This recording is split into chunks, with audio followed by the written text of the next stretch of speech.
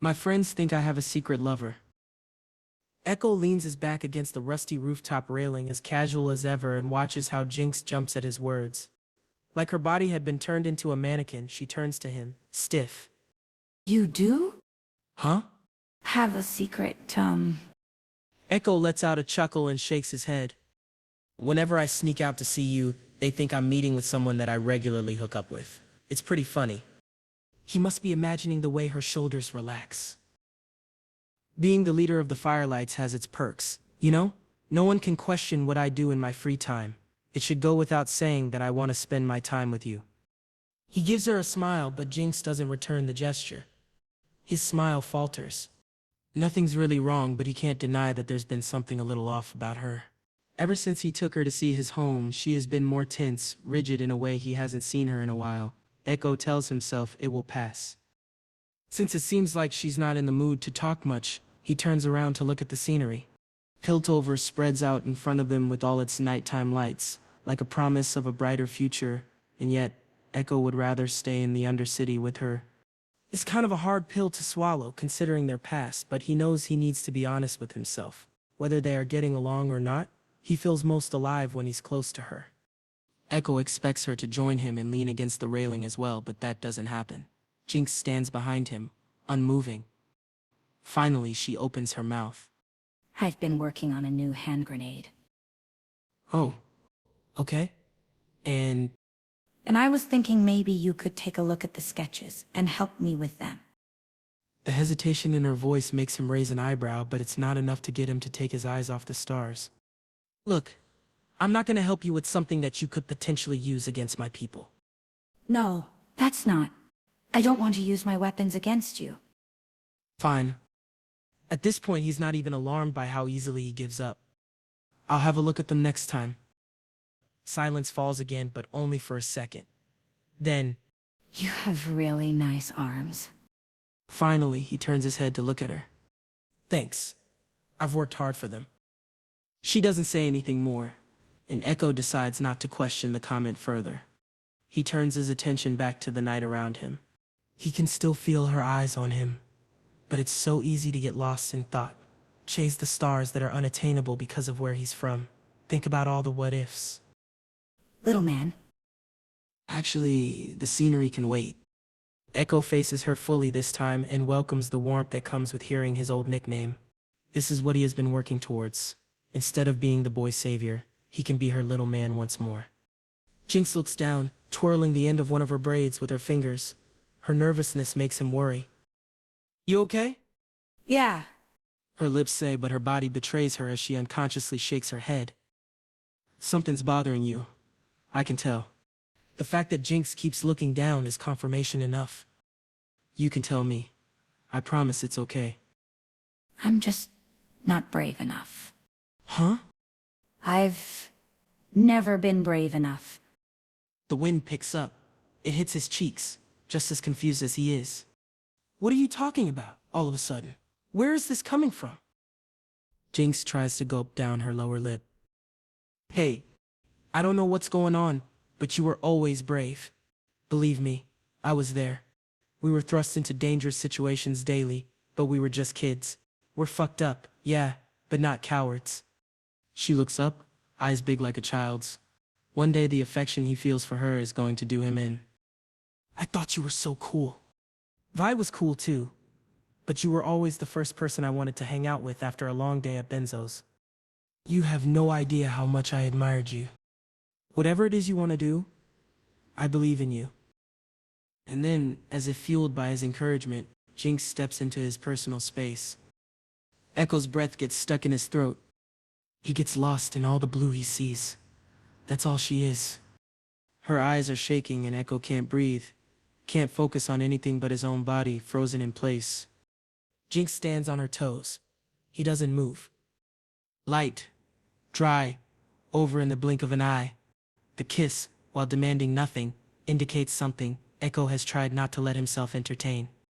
Jinx takes a step back to look at him, all vulnerable eyes and nervous lip bites. All Ekko can do is blink at her, the slightest tingle lingering on his lips. His heart aches, it longs and it yearns, and oh how he wishes this could be something simple and sweet. When his mind clears a little, there's no ignoring the sick feeling in the pit of his stomach. Everything between them is too complicated for them to just jump into something like this. They've been working too hard on fixing their broken friendship to risk it all like this. What are you doing? Jinx averts her eyes. When she takes a step back, a feeling of panic grows in him. He grabs her arm to stop her from leaving. Wait. Please. The soft touch is enough to get her to stay. Relief washes over him. Jinx studies his eyes.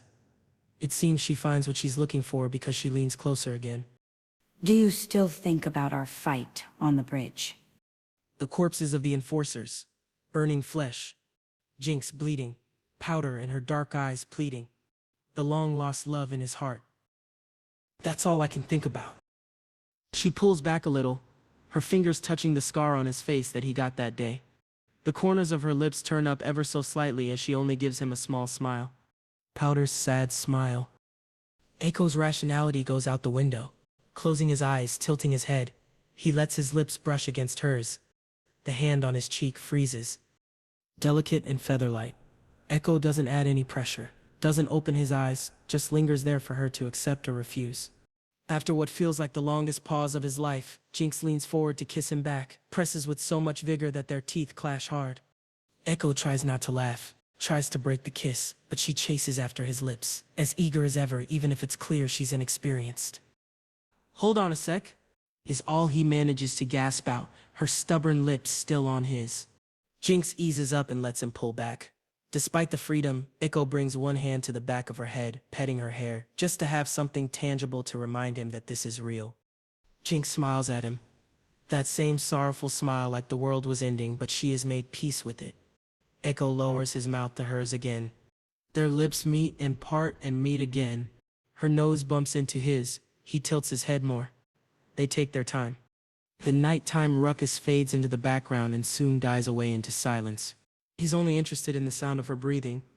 The softness of her skin, fingertips like ghosts, caressing his cheek, brushing against his ears.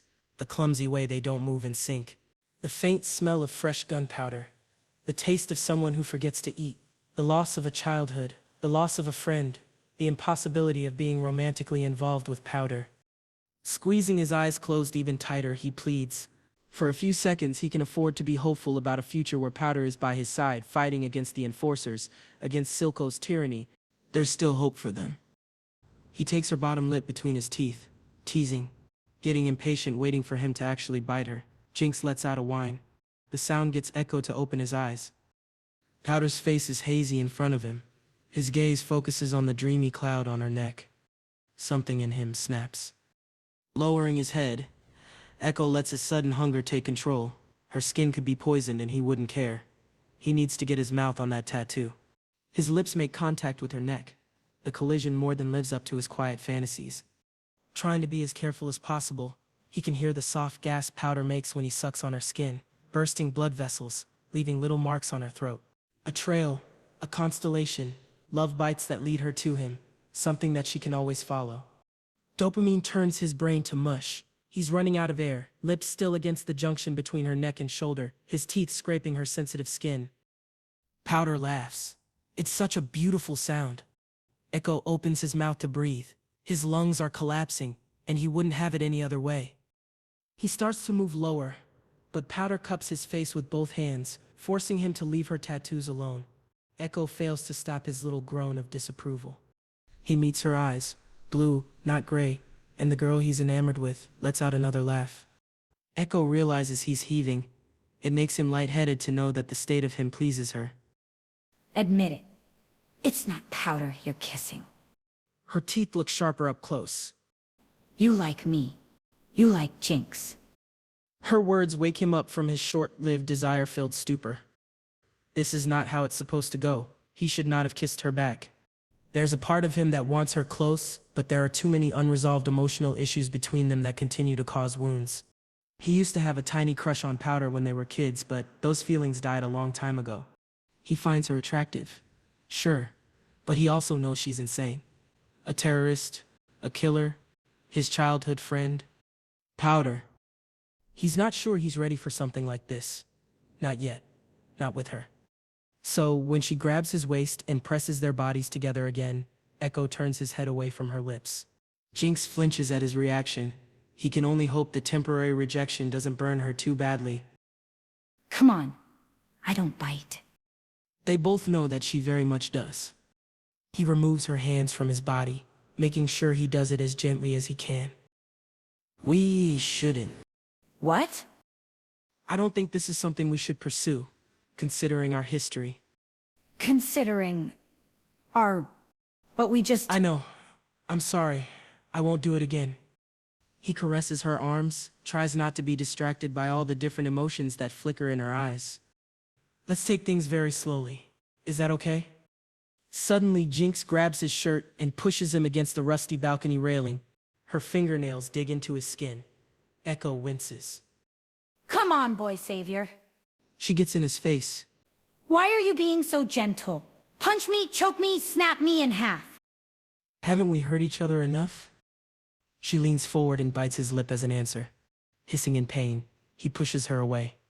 It's hard for him to understand why she desires pain so much. It makes no sense to him. Not when he's finally ready to give her something akin to normal. Another reminder that he doesn't know her at all anymore.